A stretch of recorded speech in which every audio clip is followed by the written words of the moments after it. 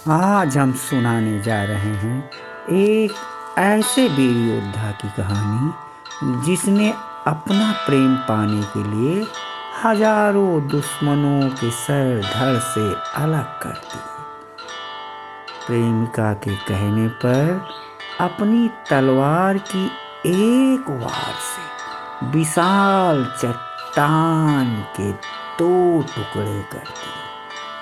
2 भागों में विभाजित विशाल चट्टान आज भी उस अमर प्रेम की गवाही दे रही है। उस अमर प्रेम की गवाही दे रही है। इस प्रेम कथा के नायक अपार बल के स्वामी वीर लोरिक का जन्म उत्तर प्रदेश के बलिया जिले में गौरा गांव में हुआ था। यदुवंशी घराने में जन्मे बजरंगबली पुजारी वीर लोरिक हनुमान स्वामी के ही अंश कहे जाते हैं। वीर लोरिक योग माया माँ भवानी के बहुत बड़े भक्त थे। उन्हें स्वयं माँ भवानी का आशीर्वाद भी प्राप्त था। वीर लोरिक बहुत ही सुंदर, बहादुर और बलशाली थे। उनकी रौबदार मूंछें, 8 फीट ऊंचा भीमकाय शरीर देखकर दुश्मनों के छक्के छूट जाते थे। वीर लोरिक 85 मन की तलवार लेकर जब रणभूमि में निकलते थे तो दुश्मन थर थर कांपने लगते थे। वीर लोरिक को सोनभद्र के अघोरी राज्य के मेहर की बेटी मंजरी, जिसको चंदा या चनैनी भी कहा जाता है, उनसे वीर लोरिक को प्यार हो गया। उन्होंने मंजरी के पास अपना प्रेम प्रस्ताव भेजा तो मंजरी की रातों की नींदें उड़ गई और वो वीर लोरिक के सपने देखने लगी।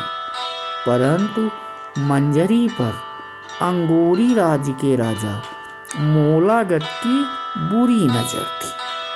वो मंजरी को किसी भी हाल में हासिल करना चाहता था। मंजरी के पिता मेहर अघोरी राजा की रियासत के एक अदने से जमींदार थे। उस राज्य के राजा मोलागत बहुत ही अत्याचारी था और उसके मंसूबे भागकर लोरिक और बढ़ती मंजरी के बीच बढ़ते प्रेम को देखकर वो भयभीत उठा। अंततः मेहर ने लोरिक और मंजरी के प्रेम संबंध को रिश्ते में बदलने की बात की मंजूरी दी। दोनों का विवाह तय कर दिया। तय तिथि पर विवाह के लिए वीर लोरिक अपनी सेना लेकर सोन नदी के तट पर आ पहुंचे।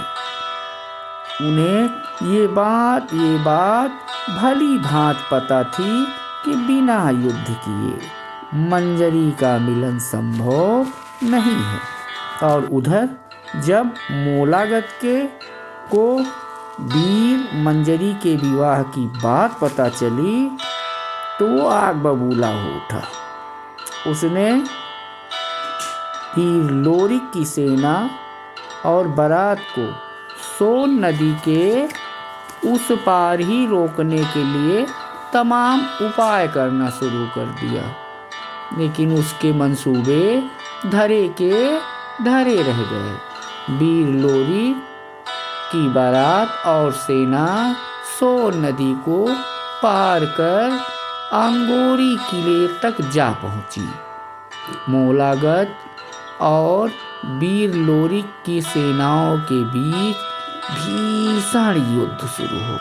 वीर लोरिक जब 85 मन की तलवार लेकर रणभूमि में उतरे तो दुश्मन की सेना भय से थर्रा गई।